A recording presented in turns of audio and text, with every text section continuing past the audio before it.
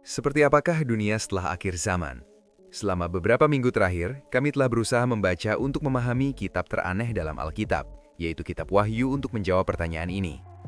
Apa yang kami temukan mungkin akan membuat Anda terdiam, karena Alkitab berbicara tentang era yang luar biasa, pengaturan ulang total planet ini dengan Yesus yang memerintah secara fisik selama 1000 tahun. Dalam video ini, kami telah menyusun garis waktu secara lengkap dalam Kitab Wahyu, di mana kami menghubungkan tanda-tanda yang mungkin kita lihat hari ini dengan peristiwa-peristiwa yang dikatakan Alkitab akan terjadi menjelang zaman milenium. Ini adalah peta lengkap untuk memahami masa kini kita dalam terang Wahyu. Era ini disebut milenium, tetapi sebenarnya seperti apakah zaman itu? Apakah kita akan melayang di awan sambil memainkan harpa, ataukah ada sesuatu yang jauh lebih liar dan nyata? Hari ini, kita akan melakukan perjalanan ke masa depan untuk melihat perang kosmik yang menjadi awal semuanya. Apa tugas kita di sana? Karena ya, Anda akan bekerja. Dan kita akan mengeksplorasi alasan mengapa setelah 1000 tahun perdamaian sempurna, penjahat terbesar dalam sejarah akan memimpin pertempuran terakhir. Namun, mari kita mulai dengan aspek pertama dari dunia baru ini, perang.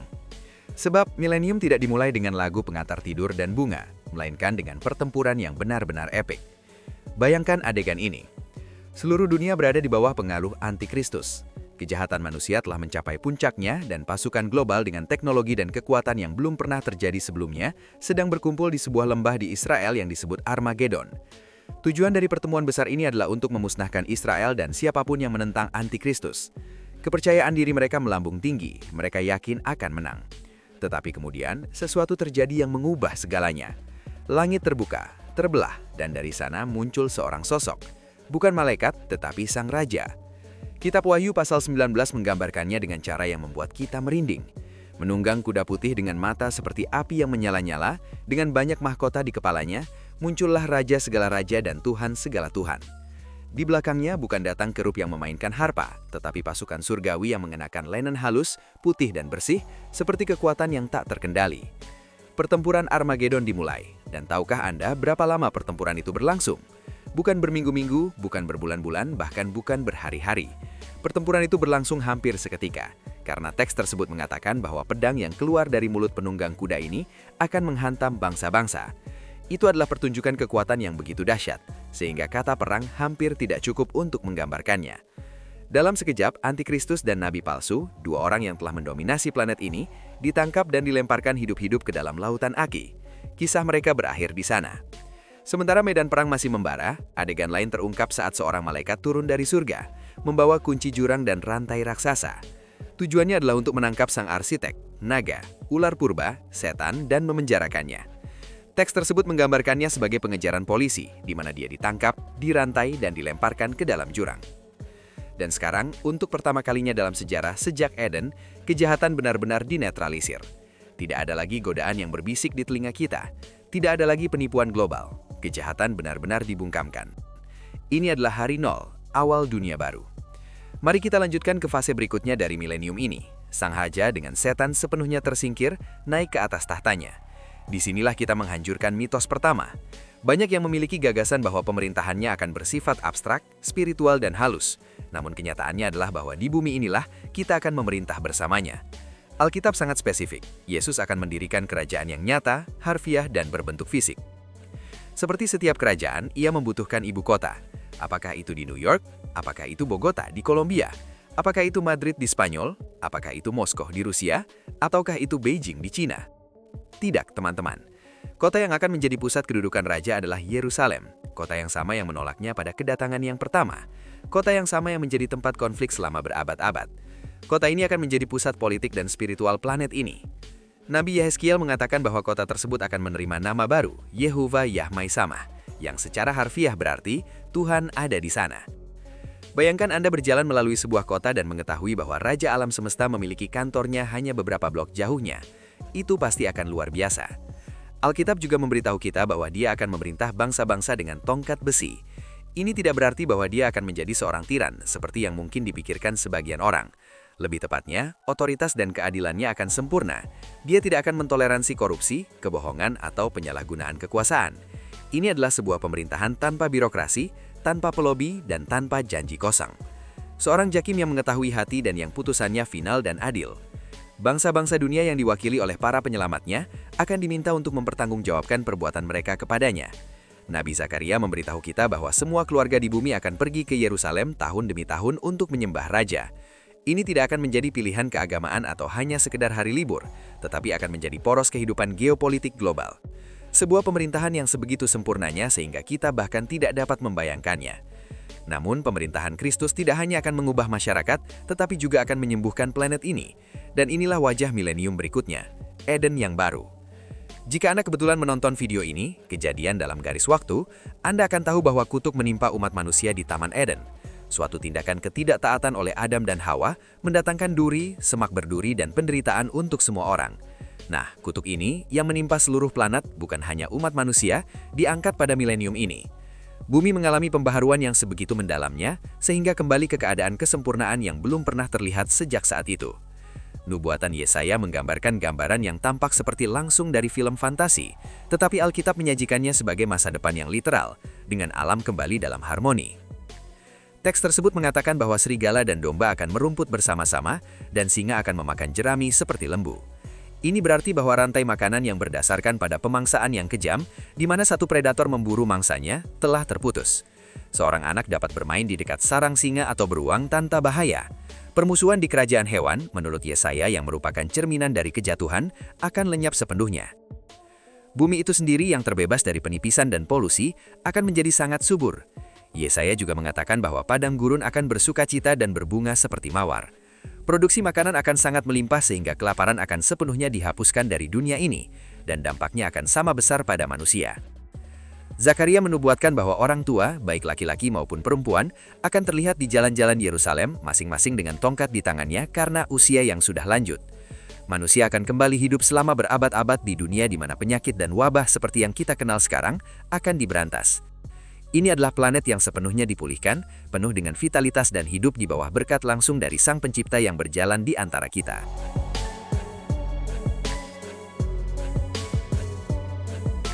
Sekarang mungkin Anda berpikir, jika di dunia ini sempurna dan rajanya adil, di mana tempat kita? Apa peran kita sebagai orang percaya? Di manakah kita berada? Apakah kita akan menghabiskan 1000 tahun ini duduk di surga memainkan harpa di atas awan? Tentu saja tidak. Alkitab sangat tegas mengatakan, mereka akan hidup dan memerintah bersama Kristus selama 1000 tahun. Kita tidak akan menjadi penonton dalam milenium ini. Kita akan menjadi protagonis. Pikirkanlah, tujuan karir sejati Anda akan diwujudkan dalam tindakan dengan tubuh kita yang dimuliakan dan tidak dapat binasa. Kita akan didelegasikan wewenang langsung dari Raja. Ini bukan metafora. Saya ingin Anda mengingat perumpamaan Yesus dalam Injil, di mana dia berbicara tentang hamba-hamba setia yang diberi wewenang atas 10 kota dan 5 kota. Kita akan benar-benar memerintah dan menghakimi dengan hikmat Kristus, serta mengelola kerajaannya. Kita akan memiliki wali kota, hakim, menteri, dan duta besar di dunia baru ini. Sungguh luar biasa bahwa kita tidak akan menjadi tiran, melainkan penuh belas kasih dan adil karena kita sendiri akan sepenuhnya mengalami rahmat Tuhan.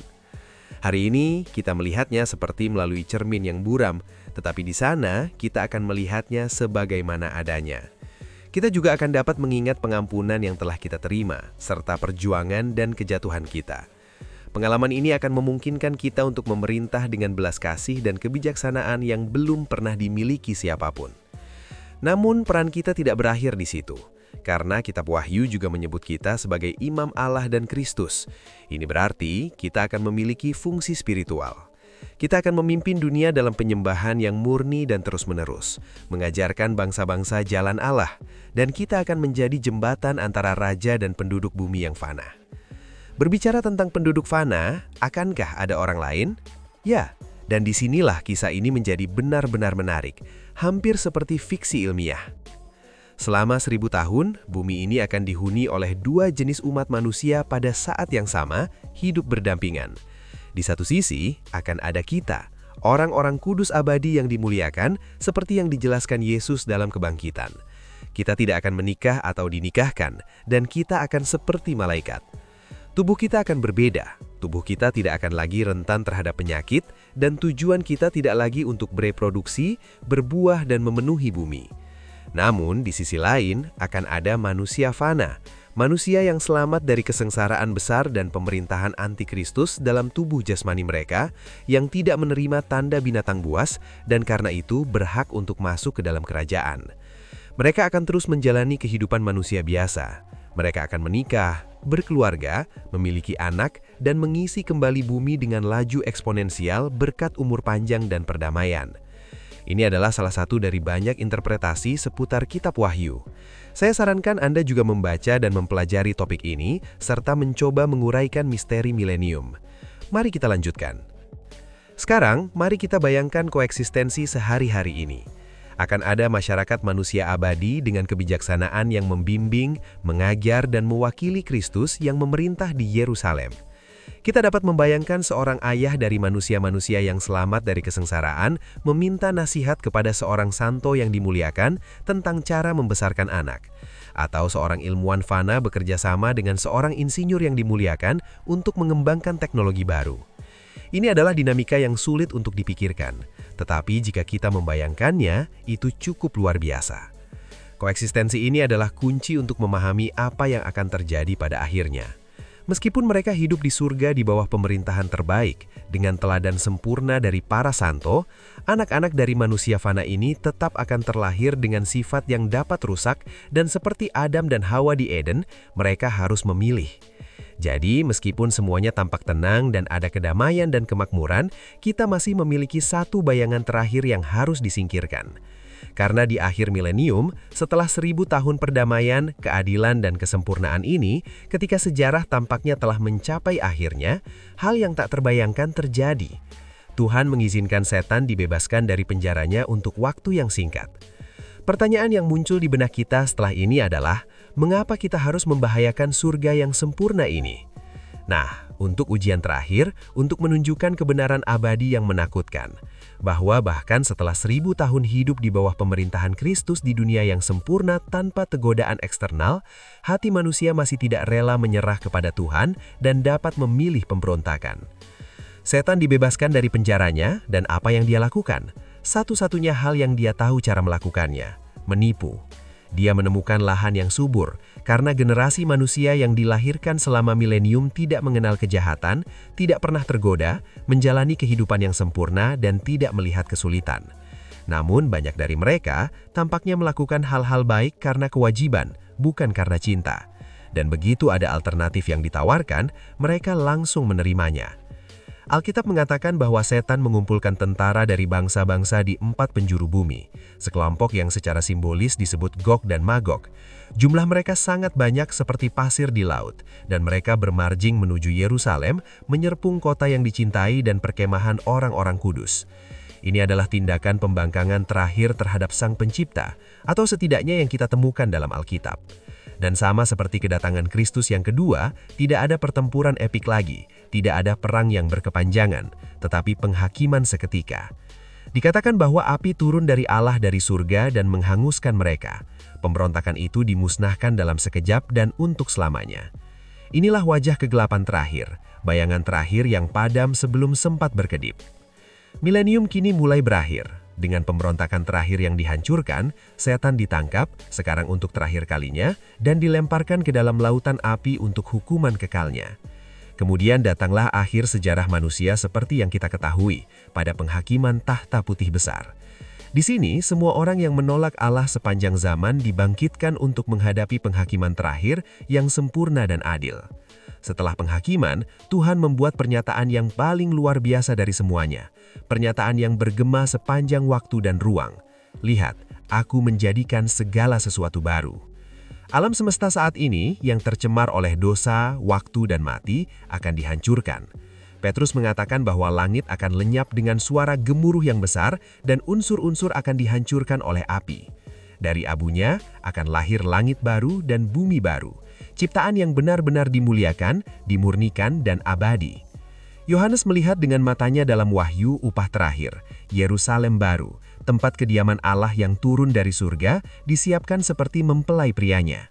Dan sebuah suara menyatakan, lihatlah, tempat kediaman Allah ada di antara manusia, dan ia akan tinggal di antara mereka. Tidak ada lagi mati, tidak ada lagi tangisan, tidak ada lagi kesedihan, tidak ada lagi penderitaan. Milenium bukanlah tujuan akhir, tetapi adalah bab terakhir yang mulia dalam sejarah manusia yang sementara.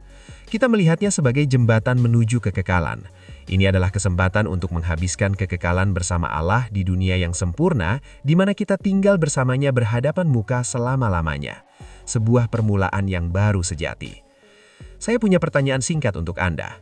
Jika Anda tidak ingin bersama Allah hari ini, apa yang membuat Anda berpikir bahwa Anda akan ingin bersamanya selamanya? Akhir cerita yang baru kita gambarkan terdengar luar biasa. Tetapi di mana kita sekarang? Maksud saya, seberapa jauh atau dekat kita dengan semua episode ini? Silakan tulis pendapat Anda di kolom komentar. Jangan lupa untuk like, subscribe, serta aktifkan notifikasinya untuk konten menarik lainnya. Sampai jumpa.